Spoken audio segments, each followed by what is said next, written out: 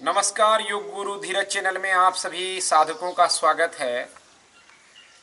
आज के युवा की सबसे बड़ी चुनौती बन गई है यौन जनित बीमारियां, और ऐसे अनगिनत मैसेज हर दिन आते रहते हैं और ये बहुत ही फ्रस्ट्रेट करने वाला, अवसाद करने वाला सिचुएशन है। और इस सिचुएशन में हमें जरूर ही कार्य करने की जरूरत है, क्योंकि युवा व्यक्ति अगर फ्रस्ट्रेट हो गया तो देश ही किस दिशा में चलेगा, परिवार की जो उनकी इकाई है वो कैसे जाएगी। इसलिए इस फ्रस्ट्रेशन को दूर करने में साधना एक बड़ी कुंजी बनकर आई है। अगर हम उसको सही सही तरीके से अपनाएं, किसी मुगालते और दावे में ना फंसे। इसलिए इस साधना को आगे बढ़ाने से पहले मैं यौन जनित बीमारियों से ग्रसित युवाओं को मैं कहना चाहूँगा कि वो अपने माइंड सेट को बदलें, वही सबसे इम्पोर्टेंट है। और ऐसे दावों, नीम हकीम के चक्कर में ना पड़ें जो क्षण भर में बोले ये दवा खाइए इससे सही हो जाएगा। इससे नहीं होता है। ये शारीरिक मानसिक रूप से सम्मिलित समस्या का देन है। हम लोग जिस तरह से लाइफ स्टाइल जी रहे हैं, जिस तरह तनाव जी रहे हैं, जिस तरह से प्राण का स्पंदन कम हुआ है हमारे तरफ, उससे डिस्टरबेंस आया है। 5 मुख्य प्राण है, उसमें से एक प्राण है अपान।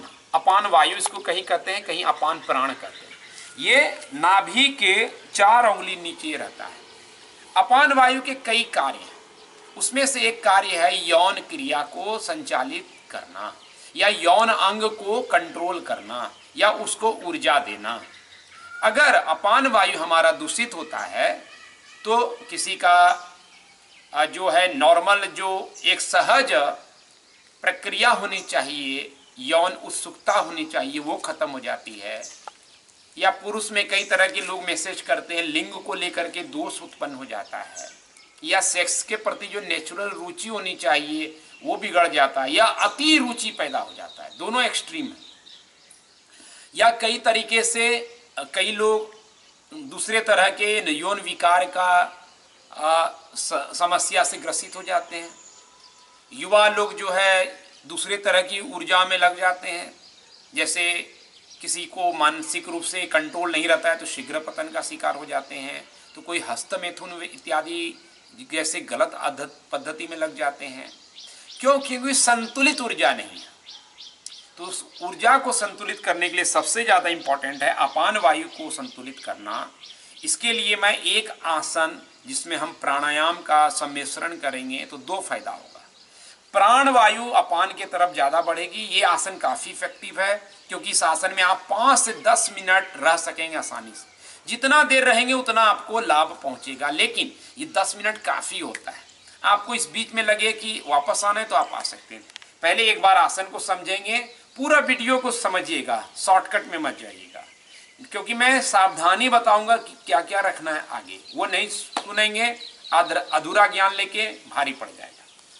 इस तरह से मैट को लेटा देंगे, दीवार के साथ आपको चिपक जाना है इस तरह से। जिनको नीचे लेटने में दिक्कत होती है वो पलंग पे भी लेट सकते हैं। ये है, ठीक है। दोनों पाँव को मैंने चिपका दिया दीवार के साथ। अब हिप को इस दिशा में चिपकाते हुए टर्न किया।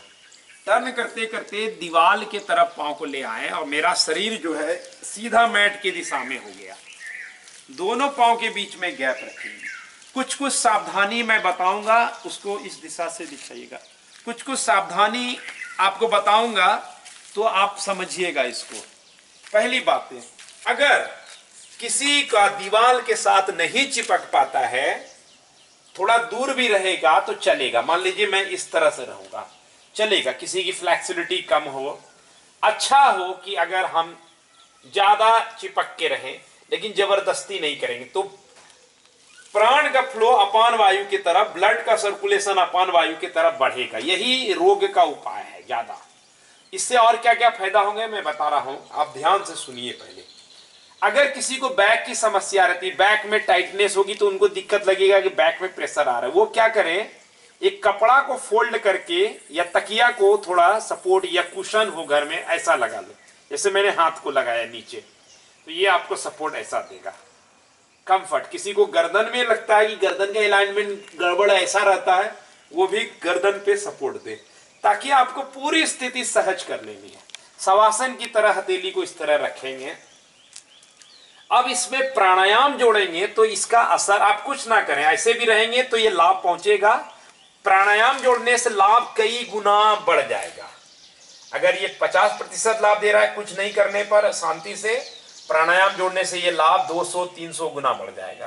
क्या करें प्राणायाम? इसमें सबसे अच्छा है वशिष्ठ के साथ भ्रामरी को जोड़ देना। तो वशिष्ठ के साथ भ्रामरी क्या जोड़ेंगे? वशिष्ठ में क्या करना है कि सांस लेते हुए धीरे धीरे पेट को फुलाएंगे और सांस छोड़ते हुए पेट को कॉन्ट्रैक्ट करते हैं, ये होता है। भ्रामरी में क्या करेंगे? जब सांस छोड़ेंगे तो उसी साउंड को वशिष्ठ प्राणायाम करते करते सांस छोड़ते हुए भ्रामरी करेंगे। 1 राउंड से 2 राउंड में दिखा रहा हूं सांस लेने की प्रक्रिया। सांस लेने में कोई हड़बड़ी ना हो, इसको समझें। पहले मैंने सांस छोड़ के पेट को कॉन्ट्रैक्ट किया, अब सांस लेंगे।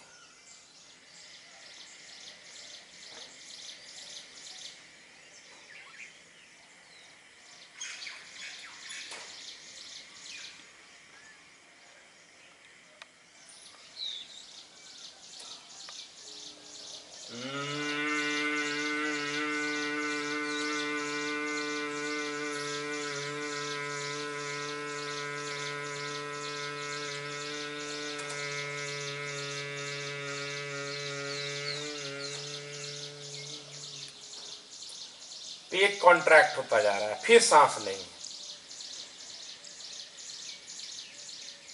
फिर भ्रामरी करेंगे। किसी का पांव में बहुत टाइटनेस हो तो वो हल्का सा फोल्ड भी करके रख सकते हैं, तो आपको कंफर्ट है। हल्का सा नी को मैंने बेंड कर लिया, मोड़ लिया, तो आपको आसान रहेगा। लेकिन जिनको कंफर्ट है वो सीधा रहे। आपको रहना कितना है? जितना शरीर सहजता से रह सके, मैक्सिमम 5 से 10 मिनट रहना। दोनों पांव को बेंड करेंगे, उसके बाद जब वापस आना हो तो नी को बेंड कर लिए और सांस छोड़ के टर्न कर गए। और उठना नहीं है, याद रखिए, तुरंत उठिएगा नहीं, आंखें बंद है और लेटे हुए काफी देर तक इस तरह से कम 1 से 2 मिनट लेटे रहिएगा, ताकि ब्लड जो है उल्टा होगा तो आपको अचानक उठने से दिक्कतें आ सकती हैं। तो इसलिए आराम से बैठ जाइएगा, थोड़ी देर आपस में इस तरह से पैर को टकरा लीजिएगा, थोड़ा मूवमेंट दे दीजिएगा पाँव का।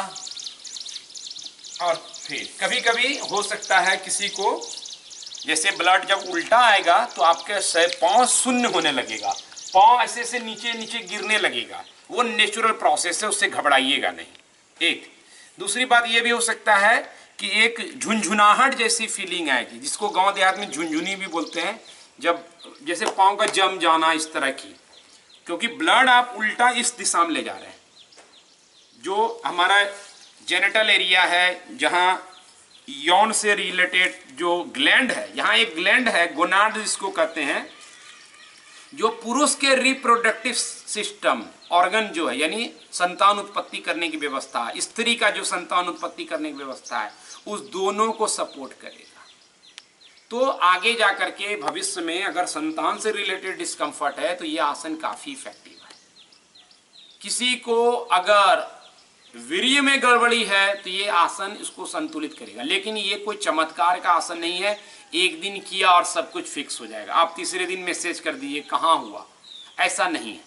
नियमितता से लंबे समय तक कीजिए, और मैकेनिकल नहीं कि ऐसे लगा दिए, अखबार पढ़ रहे हैं, म्यूजिक सुन रहे हैं, ये काम फिर नहीं करेगा। जितना आप योग मतलब क्या होता है? जुड़ना। तो आप जितना शरीर के साथ कनेक्ट हो तो आपका शरीर शवासन की तरह लेटा रहे।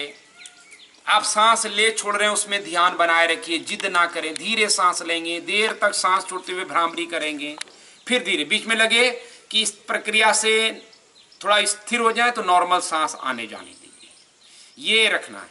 फिर सवाल आएगा हाई ब्लड प्रेशर वाले लोग कर सकते हैं? मैं कहूँगा बिल्कुल कर सकते हैं, कोई समस्या नहीं है। आप जिस भी आसन में सहजता से रहेंगे, नॉर्मल सांस चलता रहेगा, आपको कोई प्रॉब्लम नहीं होगा, तो आप कर सकते हैं। पीरियड में कर सकते हैं? बिल्कुल नहीं कर सकते हैं। माता बहनें भी इस आसन को करें, खासतौर पे जिनको मेंस्ट्रुअल रिलेटेड प्रॉब्लम रहता है, आपका ब्लीडिंग ज़्यादा होती है, या पीसीओडी का प्रॉब्लम है, या पेनफुल मेनिस्ट्रल है क्रैम्प होता है, इन तमाम तरह की जो भी यौन जनित और इस एरिया से रिगार्डिंग जो भी समस्या है उसमें आप करें।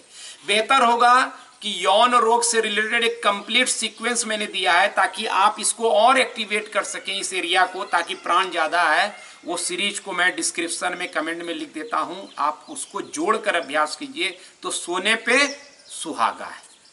इस बातों का ख्याल रखिए। शरीर को जब भी सांस ले रहे हैं ऐसा फील कीजिए कि ऑक्सीजन के साथ साथ मेरा प्राण ज्यादा आ रहा है, और सांस छोड़ रहे हैं तो लगे शरीर छूट रहा है, और जब लगे कि आप प्राणायाम छोड़ देना है बस शरीर को शांत होकर के देखते रहिए, अपने ही शरीर को देखिए, तब इसका रिजल्ट आएगा किस तरह से होते हैं।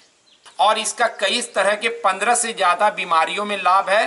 विपरीत करनी का ये वीडियो अलग से देख लीजिए, मैंने 15 किन किन बीमारियों में विपरीत करनी काम करता है फिर से मैं बता के इस वीडियो को लंबा नहीं करना चाहूँगा। जिनको इंटरेस्ट है वो वीडियो कमेंट में देख सकते हैं उस लिंक को, और उसके बारे में पूरा विस्तार से जानकारी ले सकते हैं। तो इन बातों के अलावा कोई सवाल रह गया हो तो आप पूछिएगा, मैं जवाब जरूर दूंगा। वीडियो अच्छा लगे शेयर करें, कमेंट करें, और ज़्यादा से ज़्यादा लोगों को लाभ पहुँचे इसलिए उसको आगे बढ़ाएं। धन्यवाद।